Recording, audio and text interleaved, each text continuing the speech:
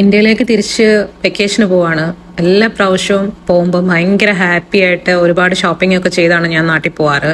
ഇപ്രാവശ്യം പക്ഷേങ്കിൽ അങ്ങനെ ഒരു സന്തോഷത്തോടെ അല്ല ഇന്ത്യയിലോട്ട് നമ്മൾ പോകുന്നത്, വളരെ വിഷമത്തോടെയാണ്. അതിൻ്റെ മെയിൻ റീസൺ എന്ന് പറഞ്ഞിട്ടുണ്ടെങ്കിൽ അമ്മയുടെ അമ്മ ഹോസ്പിറ്റലൈസ്ഡ് ആണ്.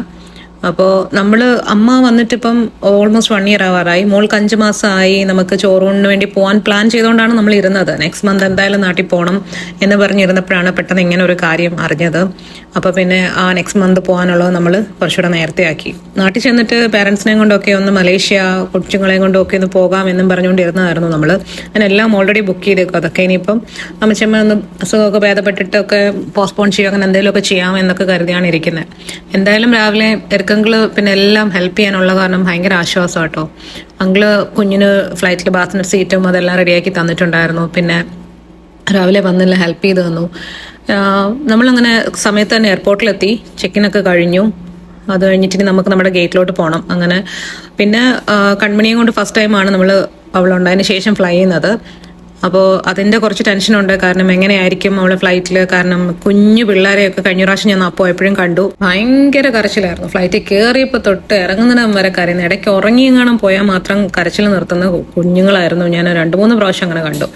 ഇതിപ്പോൾ എന്തായാലും കയറിയപ്പോൾ തന്നെ കൺമണി ഉറക്കമായി. പെസിഫയർ ഉള്ളത് ഭയങ്കര ഒരു ഹെൽപ്പാട്ടോ. അവൾ അങ്ങനെ ഉറക്ക കരയാറേയില്ല. ഈ പെസിഫയർ കൊടുത്തു കഴിഞ്ഞാൽ അതും വെച്ചുകൊണ്ടെങ്കിൽ ഇരുന്നോളും. എന്തായാലും അവൾ ഉറങ്ങിയ സമയത്ത് ഞാൻ എന്തെങ്കിലുമൊക്കെ കുടിക്കുകയും കഴിക്കുകയൊക്കെ ചെയ്യാമെന്ന് വിചാരിച്ചു. ആദ്യം തന്നെ നമുക്ക് അവരൊരു സ്നാക്കാണ് കേട്ടോ തന്നത്, ക്രഞ്ചി കോൺ. ഇത് കുറച്ച് സ്വീറ്റും കുറച്ച് സോൾട്ടി ആയിട്ടുള്ള രസമുണ്ട് അത് കഴിക്കാൻ. അത് കഴിഞ്ഞിട്ട് പിന്നെ ഫുഡ് വന്നപ്പം വാട്ടർ, പിന്നെ ഒരു ഇങ്ങനെ കേസരി പോലെ എന്തോ ഒരു സാധനം, ബണ്ണ്, പിന്നെ ബട്ടർ. അത് കുഞ്ഞിൻ്റെ ഫുഡാണ്. ഇത് അവൾ കഴിക്കത്തില്ല. ഞാൻ നേരത്തെയും കൊടുത്തു നോക്കിയിട്ടുണ്ട്. ഈ ഒരു ഫുഡ് അവൾ കഴിക്കത്തേയില്ല. പിന്നെ നാപ്കിൻസും ഒക്കെ. അപ്പോൾ എന്തായാലും ഇത് എനിക്ക് വലിയ ഇഷ്ടമൊന്നുമില്ല. എന്തായാലും ഞാനത് കഴിച്ചു കഴിഞ്ഞപ്പോഴത്തേക്ക് അവൾ ഉണർന്നു. പിന്നെ കുറച്ച് നേരം അവളെ കളിപ്പിച്ചു. ഞങ്ങൾ വിചാരിച്ച പോലുള്ള, എനിക്കിങ്ങനെ ഭയങ്കര ടെൻഷനായിരുന്നു, എന്താവും ഇവൾ ഭയങ്കര ബഹളമായിരിക്കും എന്നൊക്കെ. പക്ഷേ അവളെയും കൊണ്ട് ഒരു പ്രശ്നവും ഉണ്ടായിരുന്നില്ല. അവൾ ഭയങ്കര ഹാപ്പി ആയിരുന്നു എല്ലാവരെയും കൂടെ കണ്ടിട്ട്. പിന്നെ ഒരു എന്താ പറയുക, പ്രിക്കോഷൻ എന്നുള്ള രീതിയിൽ നമ്മൾ ഫുള്ളി സെറ്റപ്പായിട്ടാണ് വന്നേക്കുന്നത്. അവളുടെ ടോയ്സ് മൊത്തം എടുത്തിട്ടുണ്ട്. പിന്നെ അവൾക്ക് വേണ്ടിയിട്ട് എക്സ്ട്രാ കുറേ പെസിഫയേഴ്സ് വാങ്ങിയിട്ടുണ്ട്. ഇവൾ ഈ വായിന്നെടുത്ത് എറിയുന്ന ഒരു പരിപാടി ഉള്ളതുകൊണ്ട് നമ്മൾ എപ്പോഴും എല്ലാം എക്സ്ട്രാ വെച്ചിട്ടുണ്ട്. പിന്നെ ഇടയ്ക്കിടയ്ക്ക് കൊണ്ടുപോയിട്ട് ഡയപ്പറൊക്കെ ചേഞ്ച് ചെയ്തുകൊണ്ടേയൊക്കെ ഇരുന്നു. അപ്പോൾ ഒട്ടും ഇങ്ങനെ അവളിങ്ങനെ കംഫർട്ടാക്കി വെക്കുന്ന അനുസരിച്ച് അവർ ഓക്കെയാണ്. എന്തായാലും പിന്നെ ഫോർമുല എടുത്തിട്ടുണ്ടായിരുന്നു. അതുപോലെ തന്നെ വേറെ എന്താ, അവൾക്ക് നമ്മൾ അല്ലാതുള്ള ഫുഡ് കൊടുത്ത് തുടങ്ങിയില്ല. അതുകൊണ്ട് തന്നെ ഇതും സെറിലാക്കും കൊടുക്കുന്നുണ്ടായിരുന്നു. ഇതൊക്കെ എടുത്ത് ഞാൻ കറക്റ്റ് ടൈമിൽ ഇങ്ങനെ കൊടുക്കും, ഉറക്കും. അതുകൊണ്ട് അവൾ ഓക്കെ ആയിരുന്നു. പിന്നെ കാർത്തിമോൻ്റെ കാര്യം പറയുകയാണെങ്കിൽ അവൻ ഫ്ലൈറ്റിലെ ഫുഡ് ഒന്നും കഴിക്കത്തില്ല. അമ്മയാണെങ്കിൽ പിന്നെ വിശക്കുന്ന കാരണം ഫുഡ് എന്തെങ്കിലുമൊക്കെ ഒന്ന് കഴിക്കുന്ന പറഞ്ഞ് ബിപിയുടെ മരുന്നൊക്കെ കഴിക്കുന്നതല്ലേ, കരഞ്ഞ് മുഖമൊക്കെ ഇരിക്കുന്നുണ്ടല്ലേ. അപ്പം അങ്ങനെ നിർബന്ധിച്ചിട്ടാണ് അമ്മ കുറച്ച് ഫുഡ് കഴിച്ചത്. ടേസ്റ്റ് ഒന്നും ഉണ്ടായിട്ടില്ല. പിന്നെ വിശപ്പുള്ള കാരണം ഇത്രയും ലോങ് ഫ്ലൈറ്റല്ലേ, നമുക്ക് ഓൾമോസ്റ്റ് 16 hours ഉണ്ട് ഡൽഹി വരെ വാൻകോവറിൽ നിന്ന്. അങ്ങനെ എന്തായാലും ഫ്ലൈറ്റിൽ വലിയ തിരക്കൊന്നും ഉണ്ടായിരുന്നില്ലാത്ത കാരണവും എല്ലാവരും അത്യാവശ്യം നന്നായിട്ട് ഉറങ്ങിയൊക്കെ ചെയ്തു.